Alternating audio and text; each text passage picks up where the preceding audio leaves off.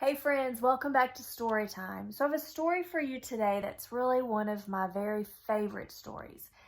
It's my favorite for two reasons. The first reason is because this book was written and illustrated by a group of third grade students. In fact, they are on the back right here. These guys, they wrote the story together and they drew all the pictures in the story. So I think that is very cool that these third graders were able to publish a book. I also like it because when I was your age, when I was just a kid, there were 9 planets: Mercury, Venus, Earth, Mars, Jupiter, Saturn, Uranus, Neptune, and Pluto.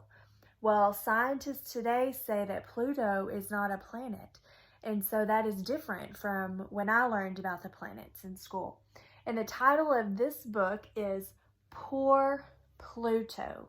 And it's about when these guys, they found out that Pluto was no longer a planet. So they wrote a story about it. I hope you like it. Poor Pluto, written and illustrated by third grade students in a school in Lodi, California. Poor Pluto. While we were working on our solar system dioramas, our teacher made a very shocking announcement.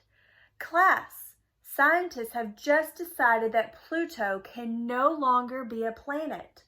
Now there are only 8 planets, so please remove him from your project. I'm sorry. We cried, poor Pluto. Pluto didn't have a family anymore. How sad, how terrible. We knew we had to do something. So, during recess, we collected materials from around our school and built a rocket ship. It was big enough to hold 16 students, 1 teacher, and 3 pet hamsters. We asked our principal if we could go. He didn't mind, so we blasted off to find Pluto. 10, 9, 8, 7, 6, 5, 4, 3, 2, 1, blast off! And there's the principal right there, and he says, hurry back. It was great being in outer space. Our mission was to find Pluto and bring him back with us so he wouldn't feel lonely. We would be his new family. After we passed all of the planets, we saw Pluto. We got a huge rope, tied a lasso, tossed it around Pluto, and brought him into our rocket. When we returned to our school, we had so much fun with Pluto.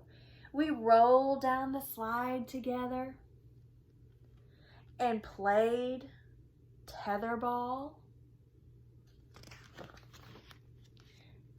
But when we took our time test, Pluto couldn't hold a pencil. And when Pluto tried to sit, the desk broke. The saddest part of the day was when Becky, the bus driver, shouted, "No planets on the bus." That's sad. So we all went home. Pluto stayed alone in our classroom overnight. As darkness came, he looked out the window and way up into the sky. He could see his old friends way off in the distance. Carol Comet, Mike Meteor, Stanley Star, and Billy Blackhole. He missed them very much. He cried big planet tears. After we saw how sad Pluto was in our classroom, we knew he had to go back home. Even though he wasn't a real planet anymore, he still belonged to the solar system family. So we found all of the rubber bands from the teacher's desk, tied them together, and made a gigantic slingshot. Outside in our field, we tied the slingshot around 2 trees. Pluto said goodbye to us. We said goodbye to Pluto. Goodbye.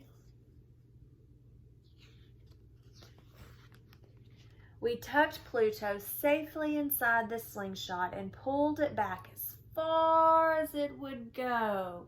And then blast off. Pluto blasted across the sky all the way back to his place in the solar system, right where he belongs. We will never forget the year we tried to save Pluto. Guess what? He didn't need saving. He was just fine. The end. Isn't that a cool story? And I love that these guys right here wrote the story. And they are from the school of Tokay Colony Elementary School in Lodi, California. So good job to them. I hope you enjoyed it, and I hope to see you soon. See you next time, guys. God bless.